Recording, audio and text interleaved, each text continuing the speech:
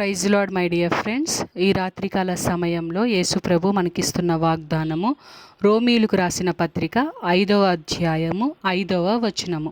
పరిశుద్ధాత్మ ద్వారా దేవుని ప్రేమ మన హృదయములలో కుమ్మరింపబడి ఉన్నది. ఆమేన్. యేసుప్రభు మనతో చెప్తున్నారు, సిస్టర్స్ అండ్ బ్రదర్స్, నేను మీకోసం పరిశుద్ధాత్మని భూమి మీద పంపించాను. పరిశుద్ధాత్మ ద్వారా మీ హృదయాలలో నిండైన ప్రేమ కుమ్మరించబడి ఉన్నది.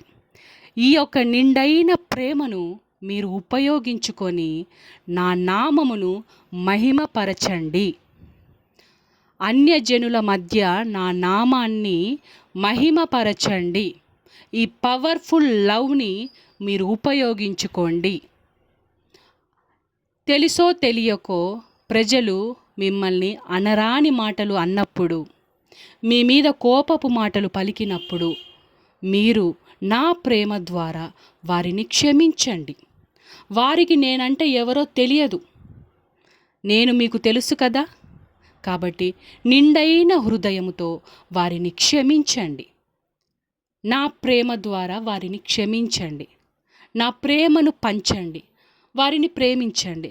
నేను ఇచ్చిన 2 ఆజ్ఞలలో ఒకటి ఆజ్ఞ మీకు తెలుసు కదా, ఒకరిని ఒకరు ప్రేమింపవలెను.